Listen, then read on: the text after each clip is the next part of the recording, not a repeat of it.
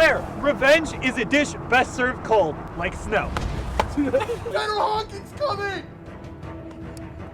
Go!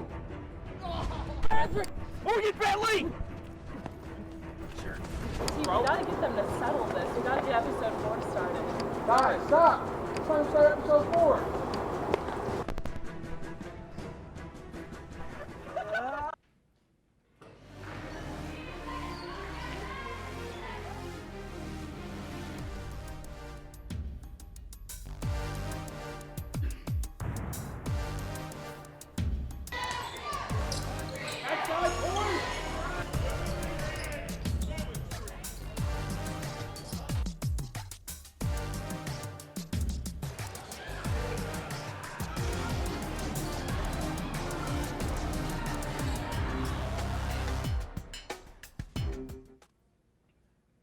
It may be cold outside, but teams in the TVC are heating up.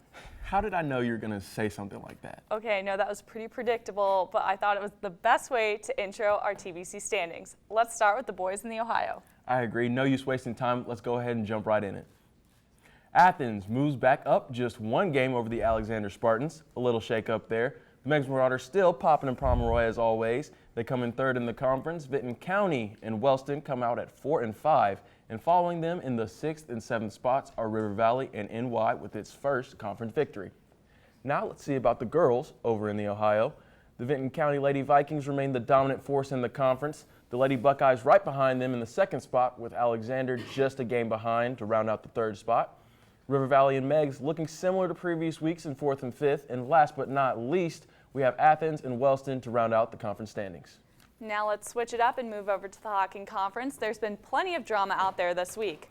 For the boys, the Federal Hocking Lancers are standing strong in 1st place. Trimble and Belpre follow in 2nd and 3rd, while Eastern and Southern round out the top 5.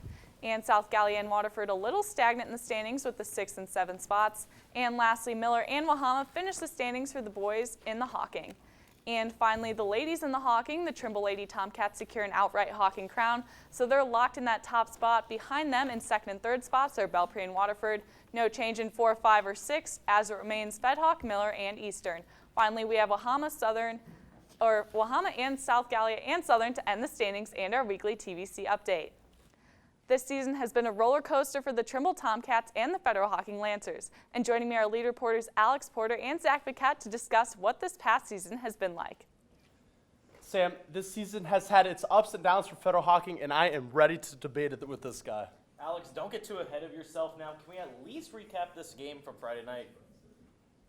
The Trimble Tomcats headed to Stewart to take on Federal Hocking, and the winner of this game would be in the driver's seat to win the TVC Hocking title. It was a packed gym in Stewart, and rightfully so. The last time the Lancers beat Trimble was when Howie Caldwell was head coach of Federal Hocking.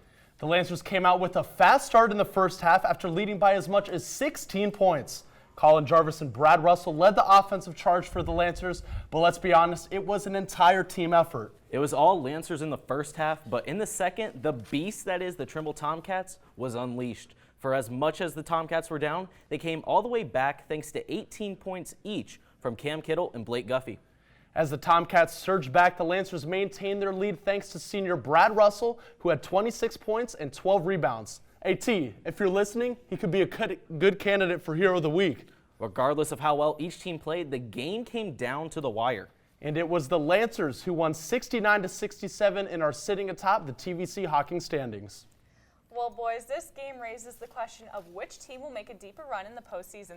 If Federal Hocking wins the TVC Hocking title, does that give them the edge in the postseason or the Tomcats? Sam, first of all, that was a huge win for the Lancers. As Zach mentioned earlier, they didn't beat Trimble since Howie was head coach for Federal Hocking, so that win will give them an incredible amount of confidence heading into the postseason. But you can't forget they do have 2 more games in the TVC Hocking on Tuesday against Eastern and on Friday against South Gallia. But let's just be real here. When they play their brand of team basketball, they are impossible to beat. And let me just say, after that win, I might have to call Stewart Dub City. Yeah, Alex, I'm not trying to take that win away from you because that was a very impressive win. I'm not going to lie. But the thing that sets Trimble apart is that they have the experience. Cam Kittle, Braden Weber, Sawyer Coons, Kyle Kennedy, Connor Wright, and Zach Guffey all key contributors to this team, and they're all seniors, so they have the experience. So the question everyone wants to know, which team will make the deeper run? Okay, Sam, we said that Federal Hocking's win was big, and it will build confidence, but they have been playing that team brand basketball all season long, and these past few seasons for Federal Hocking, it's been a little bit rough. They weren't always successful, but this year it was a complete 180. They're now 16-4, and I would not be surprised if they did make that huge run. Yeah, but Trimble has the guy in charge. It's Howie Caldwell. He brings a good system for this team, discipline and toughness. The defense has only given up more than 60 points in a game twice this season. I think the defense is going to lead them a long way. All right, guys, enough talk about the boys. Now we got to remember that the girls for both sides have some impressive accolades as well. Oh yeah, Sam. The Lady Tomcats won their first TVC Hocking title in 15 years this past week, as well as sweeping the Waterford Wildcats for the first time in a long time. Coach Richards and I talked, and we think that some of the Lady Tomcats players probably weren't even born yet the last time they accomplished that. Okay, Zach, don't get ahead of yourself. Don't forget that the Lady Lancers did hand Trimble their first league loss of the season a few weeks back, and boy, was that sweet. Now that Lady Lancers did have some rough patches since, including a loss to Miller on Monday and a win against Rosecrans on Wednesday. And don't forget that when there are some rough patches, there is always a light at the end of the tunnel. All right, so both teams have gone through quite the journey, but what lies ahead for them and what's needed to make a run in the playoffs? Balance is the name of the game for the Lady Tomcats. 4 starters, all average double figures. Laken Imler, Brianna Osborne, Emily Young, and Jane Six. Those 4 are Trimble's key pieces to victory, and on paper, they have all the elements to make a deep run. It's just a matter of keeping the balance flowing and playing their best basketball at the right time. Well, unlike the Lady Tomcats, the Lady Lancers are built a little differently. Now looking to their matchup against number 16 Lynchburg Clay on Monday, the Lady Lancers will have to get their hands dirty, especially on the defensive side of the ball. Coach Tolson said that his team will have to play tighter defense, and with that, the offensive flow will come. So overall, a great regular season for all squads involved. Yeah, and good luck to both squads in the playoffs this week. Alex, I hate to say it, but I think the Tomcats might have the edge in the postseason this year. Yeah, good luck indeed, and good talk, guys. It was definitely got to see both sides, so thanks for the great work. Now let's see what Alexander lead reporter Claire Geary is up to in Nelsonville-York. Thanks, Sam. The Alexander Spartans basketball squad saw so much action on the hardwood this week at both home in the alley and away in places such as Nelsonville-York. Let's take a closer look at what happened on the hardwood this week. Thursday night was the end of TVC Ohio conference play for the Alexander Lady Spartans as they headed to Nelsonville to play the Lady Buckeyes. The night started off strong for the team with the first points on the board from sophomore Marley Grinstead, but that did not mean much to the Lady Buckeyes as they kept pace with the Lady Spartans. At the half, it was all tied up at 21 points apiece, but Alexander could not open up their lead and eventually lost to the Lady Buckeyes 42-35. Alexander's final record before moving forward is 14-8. Coach Jeff Grinstead and the Lady Spartans are 9th seed in the tournament and plan to face off against the 7-11 Portsmouth Lady Trojans in Jackson next week. On to the boys! The Spartans were looking to bounce back after a tough loss last week against Warren, but the Meigs Marauders did not back down from the fight Tuesday night. With Meigs on a 6-game win streak, the Spartans were firing on all cylinders and were up by 6 points at the end of the first half. But coming out of the locker room, the momentum swung in the direction of the Marauders, who took advantage of turnovers and sloppy play from the Spartans. Eventually, Alexander dropped this game 41-53, which makes the TVC standings quite interesting. Caleb Terry spoke to us about the change of tempo from the Spartans. Effort-wise, turnovers. They came out ready to play. I didn't. It was a pretty bad game effort-wise for me. So really turnovers hurt pretty bad, and they capitalized on ours.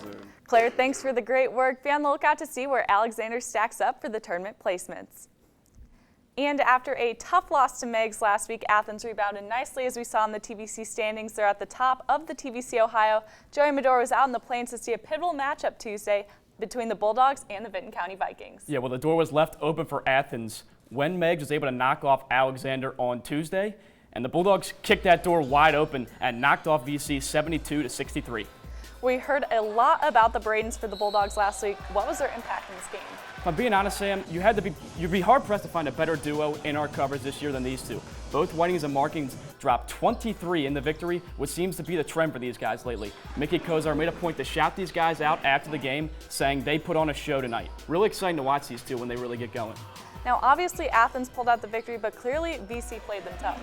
Yeah, this was a tight contest for most of the game with several lead changes. Gavin Arbaugh played a big part for VC, finishing with a game-high 28 points. But Sam, we've come to expect this from these two teams. Here's a crazy stat. Since Athens joined the TVC Ohio, only 2 teams have won the conference. Do you know who those 2 teams are? Is that supposed to be a trick question? Absolutely not. It's Athens and Vinton County. It's a battle of the big dogs when these two teams play, and it's a rivalry that Mickey Kozar gets fired up for. It's a fun rivalry. You know, I think the world of Coach Holmes and his program, and you know, we love it. I mean, if you watch us coach, we're just as tired as the players are by the end of the night because we put everything into it. Bulldogs wrapped up their week Friday with a 65-55 win over River Valley. So obviously all good spirits with the boys team, but what about the Lady Bulldogs? Girls team had a celebration of their own this past week, and that was senior night. Athens took on the River Valley Raiders in their final game at McAfee Gymnasium. Now, despite the loss, the Lady Bulldogs celebrated their 4 seniors who are a senior class that will be tough for head coach Seth Matheny to see go, since they were just sophomores when he arrived in the Plains. Senior night is always emotional, but moving forward, they have an interesting playoff matchup coming up Monday. Interesting for sure. They battle Meigs, a TVC Ohio foe who they played tough 2 times this season. Both times, Meigs is able to pull out the victory. However, Matheny believes that the team can pull out the victory on Monday. We match up pretty well with them. You know, we held them 26 points through 3 quarters the other night, and then they scored 25 in the 4th.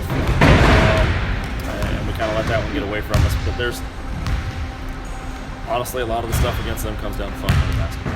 So I guess we'll see if it really is popping in Pomeroy on Monday when these two teams face off. I'm sure Meg's lead reporter Nick Henthorne will love that one. These two teams face off against each other at Logan High School. 6:30 Monday should be a fun one. Thanks, Joey.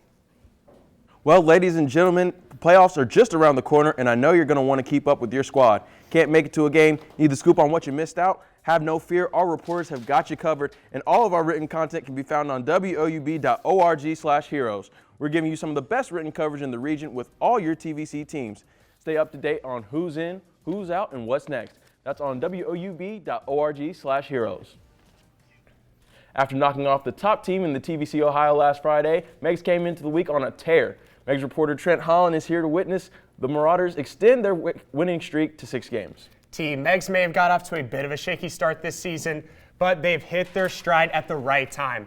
The Marauders came into the week riding a 4-game win streak and showed no signs of slowing down after defeating Eastern in dominant fashion on Saturday, 61-42. I know there's been a bit of rivalry between the reporters, whether it's Poppin and Pomeroy or Rockin and Reedsville is superior, but did they settle the debate in this game? The Marauders silenced the talk off the court and did a little bit of walking on the court, if you know what I mean, T, with a convincing win at their house. Meigs did a good job getting everyone involved on the offensive end and had 3 players finish in double digits. Western Bear dropped 25, Coulter Cleveland had 13, and Bobby Musser finished with 11. It was all Meigs in the 4th period as the Marauders outscored the Eagles 22-10 to seal the deal. So Meigs took care of business against Eastern, but I heard they had an appointment with the top team in TVC Ohio on Tuesday. The Marauders once again had a chance to shake things up in the TVC Ohio standings in a battle with the Alexander Spartans just 4 days after dethroning Athens from the top spot. Meigs got into a bit of a slow start again and went into halftime down by 6, but that proved to be no problem. The Marauders outscored Alexander 33-15 in the second half, leading to an overall victory of 53-41. Western Bear finished with 18 points, but the Marauders' biggest performances came from 2 of their youngest players. As a freshman, I feel like you have a lot more nerves, which is why that 3 that he hit there in the 4th is just that's insanely confident. That's a huge shot, especially for a freshman to make. Coulter Cleveland put up 27 points, and Ethan Stewart was a defensive nightmare with 4 steals. I'm sure yet after another big win in the conference play, Marauders were able to travel on to Vinton County on Friday. I know the team was ready to put another check in the win column, but unfortunately bad weather robbed us of what was sure to be an instant classic. So it looks like we'll have to stay posted for when they reschedule that, but in the meantime, let's hear about the Lady Marauders. Meigs laced up for round 2 against the Lady Bulldogs on Monday and found similar results as last time, coming out victorious 51-39. The story of the game was yet another slow start. Seems to be a trend here in Pomeroy. No need to fear, though. The Lady Marauders turned it around in the fourth and went on a 20-4 run, which ultimately led to Meigs' second straight victory over Athens.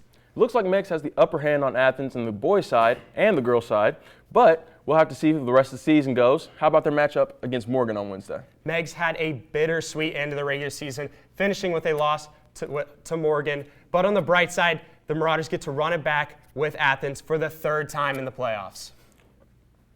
Let's hear your prediction. Can Meigs move from 3-0 to Athens on the season? I got to back up Henthorne on this one. Mallory Hawley is going to lead them to a third straight win over Athens. Meigs gang all the way. Well, that's a heated rivalry, but we'll have to see. Thanks, Trent. Let's take a second and shout out my personal favorite social media app, Twitter. I feel like Twitter is a place where I can, really be myself, put my voice out there, and really make myself known. But let me stop talking about myself and shout out the best Twitter page in Southeast Ohio. That's none other than @Hardwood Heroes. There's no better place for up-to-date TVC action with live tweets, scores, and graphics from our amazing digital team. Follow @Hardwood Heroes on Twitter for all of your TVC coverage needs. Now switching from Pomeroy to Reedsville, I'm here with Eastern reporter Dylan Thompson. Dylan, how did the Lady Eagles do this week? As my childhood friend SpongeBob SquarePants once said, another day, another nickel, and another undefeated week for the Lady Marauders. Coming into the back end of the season, the Lady Eagles are gearing up for playoff basketball, and you know what that means, rivalry week. Starting their week off against a 4-12 Southern Tornadoes, the Lady Eagles were confident heading into Monday night's matchup. Eastern went on a roll this week with a big W. Next, the Lady Eagles came up big on senior night, showing their Mamba mentality, beating the White Falcons by 24. Walking into Eagle territory, it was clear that there was only one person on the team's mind, Jamie Basham. Coach Robinson said that Jamie had the best game of her life. The Lady Eagles had a tough time in the first half of the game. Eastern and Wahama were scoring buckets left and right. It looked like the White Falcons were up for the challenge. But the Lady Eagles always have something up their sleeve, Sam. So what did the girls change in the second half? The only thing Coach Robinson changed in the second half was the pressure. Good defense turns into even better offense, and turning the heat up on the White Falcons led to the easiest buckets there are. Sounds like the Lady Eagles are turning their season around. Who do they play next? Eastern heads to Federal Hocking on Saturday, which is after the time of the recording, so follow us on social media to see the scores. But then it's playoff time for the Lady Eagles. They're headed to Jackson High School to take on Oak Hill. Should be a good game. It definitely sounds like the Lady Eagles are gearing up for a playoff run this year, but how did the Eastern boys play this week? Well, Sam, the Eastern Eagles had a fantastic week, beating Waterford in a nail-biter and upsetting Belpre in a convincing fashion. But unfortunately, the Eagles took a L to the Meigs Marauders. So to the Meigs crew, I must say, Colin Reynolds is like a missing KD for the Warriors. If KD plays in the final series, the Warriors 100% beat Toronto. And if Reynolds plays against the Marauders, they don't even have a chance. Okay, Dylan, let's reel it back in. How did Eastern top the Wildcats on Tuesday? My bad, Sam. That series is just so annoying. Anyway, the Eastern Eagles won a low-scoring nail-biter 33-31. But more significantly, Behringer ended the game just 14 points from 1,000. Heading into Friday against the Golden Eagles, Behringer had everything 1K in his sights. Belpre looked solid in the first quarter, but with lethal weapon Colin Reynolds back and G-Money on a mission, the Golden Eagles didn't stand a chance. Scoring 19 apiece, Behringer and his team were hyped when he hit the major milestone. Here's what he had to say. Oh, it means a lot to me. Growing up as a little boy, I've always loved basketball. I've been playing pretty much my whole life. But I couldn't have done it without any of my teammates. They've been great. The 4 years I've been here, they've loved me. They supported me every step of the way. And to top off the entire night, when Behringer hit 1,000 points, the whole squad put on these dope T-shirts to support their boy. And Sam, it looks like Eastern still rocks, even when they're not in Reedsville. Congrats to Eastern forward Garrett Behringer. He had a great game and hit that 1,000-point mark. We might even see him as a potential Hero of the Week candidate. Yeah, Sam, G-Money was due. Well, we travel out to MacArthur for a familiar face to the show. Jacob Murray joins us here as the lead reporter for Vinton County to show us how the teams were doing this week. Before I start, I must say I am really missing these gold lines right here on you. But the show must go on, and the boys squad had their most important stretch of the year. They started off their week with an absolute dogfight that Joey alluded to earlier in the show. And it was a crucial game, but senior Gavin Arbaugh showed out with 28 points on the night, but it wouldn't be enough. Yeah, they fell in this one. What was their issue? Well, their main issue is something they have actually done a great job of all season long, holding on to the ball. The turnover bug affected them from the opening tip, and they couldn't control it the entire night. Senior Will Arthur and junior Lance Montgomery combined for 13 turnovers on the night, and they did it when the game was still there for the taking. What about any other issues? Coach Combs preached to me after the game about how they will need to really work on their defense, but on a positive note, they're still looking sharp offensively when Arbaugh shoots like he did Tuesday night, meaning his ankle is getting better, which will help them come the tournament. Well, they would have a chance to bounce back against Friday. What about that one? Sadly, we have to wait for another day. Yeah, the game against Meigs was canceled on Friday. However, there is no set date for the rescheduled game, so we will have to wait for the Vikings senior night. The boys might have to wait, but the Lady Vikes had a big week as well. It was business as usual for Coach Bentley and a team that seemed to click over the past couple of weeks. Starting off on Monday night, the Lady Vikes hosted the Lady Raiders and defeated them 84-62. Just another game for them, but Monday they did have a big performance by someone who has been breaking out a bit this year. At this level, a 20-point and 10-rebound night would be impressive enough, but sophomore Cameron Zinn took her double-double to another level. She had 38 points and 21 rebounds. Let me say that again. 38 points and 21 rebounds. Now that sounds like a Hero of the Week type stat line to me, and I know I have no say, but hopefully Sam is listening to this right now. Well, don't worry, I'll put in a good word for her. But moving on to Thursday night, they had an honor to one crucial part of their dangerous starting five. It was senior night for the Lady Vikings, and they were there to honor their three seniors in Emily Knight, Abriana McManus, and their starting point guard, Josie Usley. As a little added bonus, they have become back-to-back TVC Ohio champions, and after this blowout win over Wellston 70-17, but the tournament is right around the corner, and Usley is confident in her team's chemistry. At the beginning of the year, we were kind of struggling with the way we weren't playing together, but right now, the past couple games, we have been really improving on that. We've been playing more as a team, and that's just what's getting us through right now. And having won 5 straight games, they are firing on all cylinders. They play their first tournament game against Chillicothe on Thursday, who they defeated 77-35 earlier in the season. And they are a scary team when they're all clicking on all cylinders and focused. Thanks, Jacob. Vinton County may have ended up as the TVC Girls champions, but the Nelsonville-York Lady Buckeyes were hot on their heels all season long. NY reporter Michael Roth has the update. That's right, Sam. Nelsonville-York Buckeyes were the only team to defeat Vinton County in conference play. In fact, the only difference between the two squads' conference records was Nelsonville-York losing to Alexander 48-45 earlier in the season. And those two teams had a rematch in Nelsonville on Thursday. Who was able to come out on top? Well, Sam, this time NY got their revenge with a gritty defensive battle for their senior night. The Buckeyes got their revenge against the Spartans and were able to defeat Alexander 42-35. This victory puts Nelsonville-York at 17-4 and 9-2 in conference play this season. What happened to the Buckeyes in their other game this week? The Buckeyes easily defeated Wellston 56-28, exactly doubling the Rockets' score. This should come as no surprise, as Wellston is still looking for their first victory of the regular season.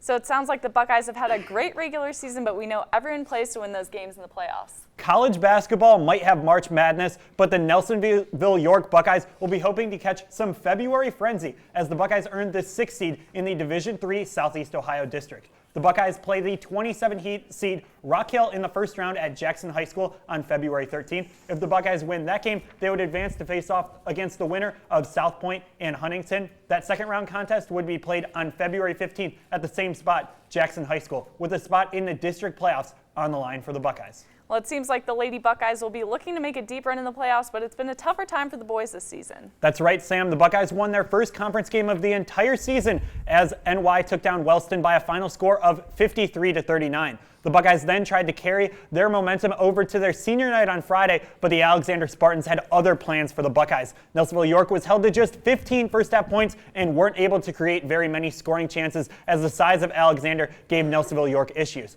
Despite making a slight comeback in the second half, it was too little too late as the Buckeyes fell 60-37. It was a frustrating night for NY, but they had a special moment at the end of the game when head coach Blaine Gabriel subbed out seniors Mikey Seal, Austin Thrapp, Ethan Hall, and Brian Johnson. Playing a senior season that hasn't gone to the Buckeyes' plan wasn't ideal for NY this season, but moments like these will be remembered long after they suit up for their final game of their high school career. No doubt a frustrating season for the Buckeyes, but it's great that they were able to honor their seniors at the end of senior night. Thanks, Michael. T, it's that time again, Hero of the Week. It's always tough to pick just two, but I'm feeling pretty confident in my decision. I couldn't have said it better myself, Sam. Why don't you go ahead and get things started? Who's your girls' Hero of the Week? Well, T, for my girls' hero of the week, it's Cameron Zinn for the win. She's a sophomore on the Vinton County Lady Vikings, and she has had a phenomenal week this week. She averaged 24.5 points per game. Now, that's a pretty impressive number, but to sweeten the deal, she averaged 12 rebounds per game. Zinn went off on Monday night against River Valley, putting up 38 points, and she had 21 rebounds. In a recent interview, Coach Rod Bentley said that she was the most athletic player on the team. And Vinton County lead reporter Jacob Murray says this girl is intense and leaves it all on the court. Zinn is only a sophomore but has made a big impact on the Lady Vikings season. She plays a much bigger game than her stature suggests. She's a leader on the Lady Vikings defensive attack, and she's going to be a force to be reckoned with on the offense. Zinn can be counted on to hit threes left and right. There's a lot of big names on the Lady Vikings squad and a lot of talented upperclassmen, so Zinn has some big shoes to fill and plenty of time to shine. That's a pretty solid pick, Sam. She's definitely been shining out in MacArthur for the Lady Vikes. And shout out to my man Alex Porter. I hate to disappoint you, but my hero of the week has been rocking in Reedsville all season. My boy's hero of the week, Mr. G-Money himself, Garrett Behringer. Behringer's been holding it down for the Eagles for quite some time now, but his play as of late has been nothing short of heroic. In his last 3 games, Behringer has averaged 15 points, and Friday he reached one of the most highly coveted milestones in a basketball player's career. He needed only 14 points, but he finished with 19 in his 1,000th point on senior, and the senior sealed his legacy with the Eagles, and he's had a tremendous career in Reedsville. Behringer's one of the most resilient bigs in the Hocking. He's got that clear height advantage over most of his competition with that long frame, and he proves resourceful on the boards battling in the paint. I'd be selling him short if I didn't mention his nice touch from mid-range, and he's got a pretty decent handle on the ball as well. What's not to love? Yet another solid pick for hero of the week. Yeah, it was a tough choice this week, and we've always got so many great contenders.